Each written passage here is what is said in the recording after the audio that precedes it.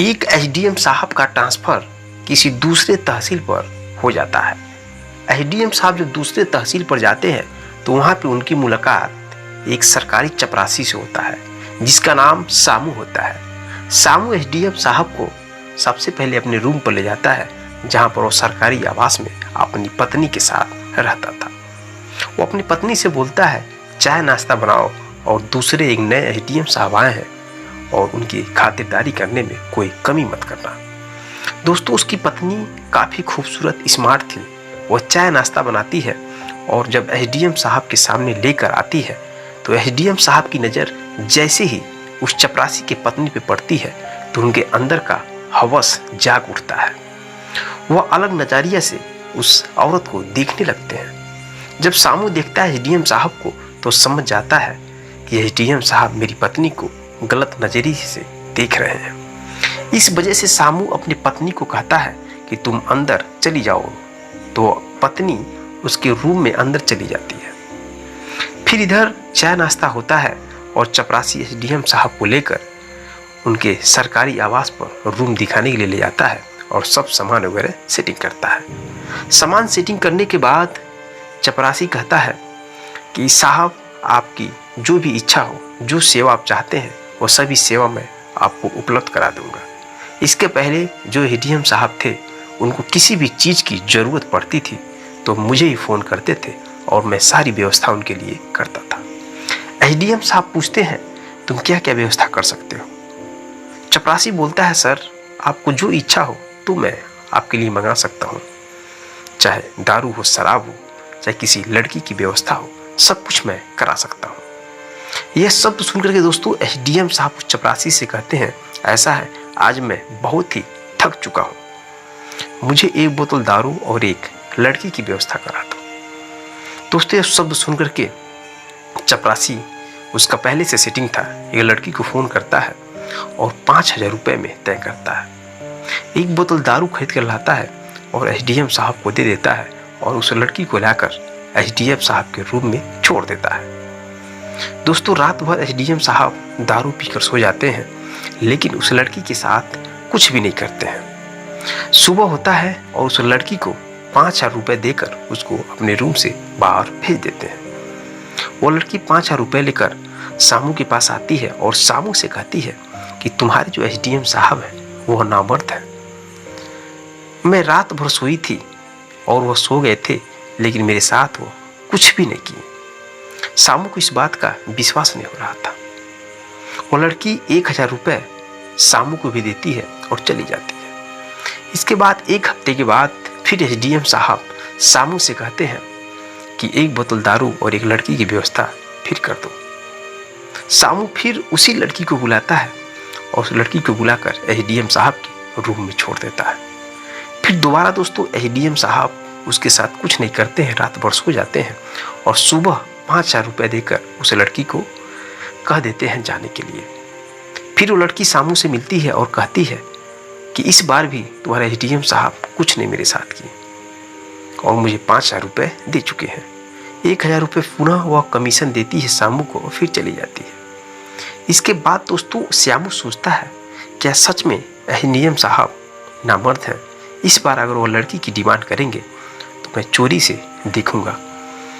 पुनः दोस्तों वो वक्त आता है कि एसडीएम साहब फिर उस चपरासी से कहते हैं कि एक बोतल दारू और एक लड़की की व्यवस्था करो। दोस्तों वो पुनः व्यवस्था करता है, उसी लड़की को बुलाता है और एक बोतल दारू लाकर दे देता है। वो लड़की उस रूम में जाती है और पुनः दोस्तों फिर वो दारू पीकर सो जाते हैं लेकिन कुछ भी उस लड़की के साथ हरकत नहीं करते हैं। सुबह होता है, 5,000 रुपये देकर उस लड़की को भेज देते हैं।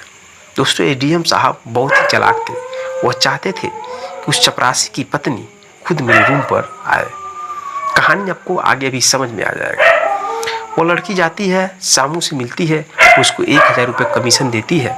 इधर श्यामू चोरी से देख रहा था लेकिन चोरी से देखने के बाद वो समझ जाता है कि सच में एसडीएम साहब कुछ नहीं करते हैं। इसके बाद दोस्तों जिस तरह से एसडीएम ने सोचा था उसी तरह से कहानी आगे घटित होने वाली थी।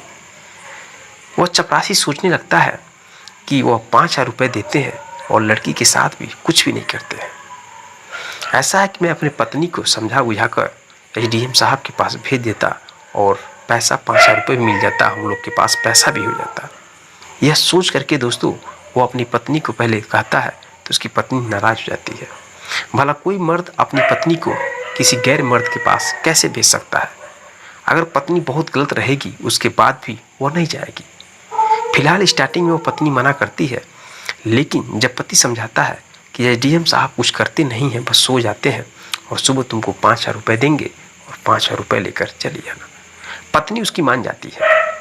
अगले बार दोस्तों जब एसडीएम साहब लड़की की डिमांड करते हैं तो वह चपरासी कहता है, साहब वो लड़की कहीं चली गई है और आप बुरा ना माने तो मैं अपनी पत्नी को भी भेज सकता हूँ और यह बात आप किसी से मत कहिएगा। एसडीएम साहब कहते हैं ठीक है, अपनी पत्नी को ही भेजो। दोस्तों एसडीएम साहब का तो पहले से ही प्लानिंग था कि चपरासी अपनी पत्नी को ही भेजे। उसकी पत्नी चली जाती है एसडीएम साहब के रूम में और दोस्तों जैसे रूम में जाती है वैसे ही वो जानवर की तरह टूट पड़ते हैं और रात भर उसके साथ शारीरिक संबंध बनाते हैं। उसकी पत्नी को भी दोस्तों अच्छा लगने लगता है, उसे लगता है कि मेरा पति तो ऐसे संबंध नहीं बनाता है, लेकिन एसडीएम साहब बहुत अच्छा शारीरिक संबंध बनाते हैं, इस वजह से उसको भी अच्छा लगने लगता है। जब वो सुबह रूम पे आती है चपरासी के तो अपने पति से कहती नहीं है कि एसडीएम साहब मेरे साथ गलत किए हैं, वो कहती है वो तो दारू पीकर सो गए थे और मेरे साथ कुछ भी नहीं किए। इस तरह से दोस्तों सिलसिला जारी था। जब भी उनको ज़रूरत पड़ता था तो चपरासी अपनी पत्नी को ही एसडीएम साहब के रूम में भेजते था और वह शारीरिक संबंध बनाते थे, लेकिन पत्नी अपने पति से नहीं कहती थी। कुछ दिनों के बाद दोस्तों उस चपरासी की बहन उसके रूम पे आ जाती है 5-6 दिन के लिए किसी काम से। श्यामू सोचता है कि एसडीएम साहब जब भी मेरी पत्नी को बुलाएंगे तो मेरी बहन जान जाएंगी। इस वजह से वह सोचता है कि कोई प्लान किया जाए। प्लान के अंतर्गत दोस्तों वो अपनी बहन से कहता है कि मैं कहीं और जा रहा हूँ और मेरी पत्नी एसडीएम साहब के रूम पे सोएगी, एसडीएम साहब बोले हैं वो कहीं चले गए हैं, तुम मेरे रूम पे सोना। इस तरह से दोस्तों जब भी एसडीएम साहब बुलाते थे तो वह अपनी पत्नी को भेज देता था और अपने रूम छोड़कर कहीं और अलग दोस्त के रूम पर चला जाता था और उसकी बहन उसके रूम पर सोती थी। ऐसे कई बार हुआ तो उसकी बहन को शक हुआ। उसकी बहन एसडीएम साहब के रूम में जब जाके देखती है तो देखती है उसकी भाभी एसडीएम साहब से शारीरिक संबंध बना रही है। वह वीडियो बना लेती है और वीडियो बनाने के बाद उसका भी मन करने लगता है एसडीएम साहब के साथ शारीरिक संबंध बनाने के लिए। जब सुबह होता है दोस्तों तो वो अपने भाभी से कहती है, भाभी आपने एसडीएम साहब के रूम में क्या कर रही थी, मैं सब कुछ देख चुकी हूँ और मैं वीडियो भी बना चुकी हूँ। सुन करके दोस्तों उसकी भाभी की रोंगटे खड़े हो जाते हैं। अब इधर उस चपरासी की पत्नी और बहन दोनों आपस में लड़ने लगती हैं कि मैं जाऊंगी। इसके बाद दोस्तों नेक्स्ट बार में वह खुद अकेले उसकी बहन चली जाती है और एसडीएम साहब उसकी बहन के साथ भी शारीरिक संबंध बनाते हैं। इस चीज़ की जानकारी चपरासी को नहीं मालूम चलता है। अब दोनों के बीच लड़ाई झगड़े होते हैं। इस बात की थोड़ा सा भी भनक होती है तो जो चपरासी है वो अपनी बहन को घर भेज देता है। घर भेजने के बाद दोस्तों जब उसकी बहन घर पे जाती है तो वह एक लड़के से प्रेम प्रसंग में फंसी थी और उस लड़के से अपनी भाभी के बारे में सब कहानी बता देती है। जो वीडियो रिकॉर्ड की थी वो वीडियो भी दे देती है अपने बॉयफ्रेंड को। उसका बॉयफ्रेंड दोस्तों फ़ोन करके श्यामू को ब्लैकमेलिंग करने लगता है। वो कहता है कि मुझे 10 लाख रुपए चाहिए, नहीं तो मैं एसडीएम साहब और तुम्हारी पत्नी का वीडियो वायरल कर दूंगा सोशल मीडिया पर और तुम्हारी और एसडीएम साहब की नौकरी चली जाएगी और जो इज्जत जाएगी वो अलग बात है। जब श्यामू की इस बात की जानकारी मिलती है तो श्यामू एसडीएम साहब से कहता है, साहब आप जो भी मेरी पत्नी के साथ शारीरिक संबंध बनाते थे उन सब का वीडियो बन चुका है और एक लड़का है उसके पास वीडियो न जाने कैसे पहुंच गया है और मुझे ब्लैकमेल कर रहा है, 10 लाख रुपए की डिमांड कर रहा है। अगर हमने पैसा उसे नहीं दिया तो वीडियो वायरल कर देगा। जब यह बात एसडीएम साहब सुनते हैं तो उनके पैर तले ज़मीन खिसक जाती है। इधर दोस्तों एसडीएम साहब 5 लाख रुपए और जो चपरासी है श्यामू वो भी 5 लाख रुपए देता है। टोटल 10 लाख रुपए इकट्ठा कर उस लड़की को दे दिया जाता है और वीडियो डिलीट कर दिया जाता है। इधर दोस्तों उसकी पत्नी जो है रूम पे रहती थी, लेकिन अब वो अपनी पत्नी को अपने घर पर भेज देता है और अपने अकेले रूम लेकर रहने लगता है।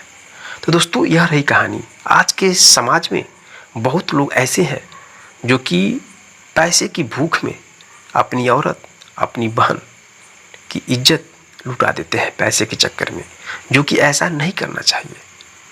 समाज में मानते हैं कि बहुत बेरोजगारी है, लोग पैसे के लिए किसी भी हद तक गिर जाते हैं और एक रिश्ते को शर्मसार कर देते हैं। यह कहानी मेरा सुनाने का मतलब आपको तकलीफ देना नहीं, बल्कि आपको जागरूक करना और सतर्क करना। पैसे की लालच में दोस्तों आकर आप अपनी इज्जत आबरू कभी मत लुटाएं, इससे समाज पर बहुत ही गंदा प्रभाव पड़ता है। दोस्तों अगर ये कहानी सही लगा तो चैनल को सब्सक्राइब, वीडियो को लाइक करें। मिलते हैं नेक्स्ट कहानी में, नेक्स्ट एपिसोड के साथ। तब तक के लिए जय हिंद, जय भारत।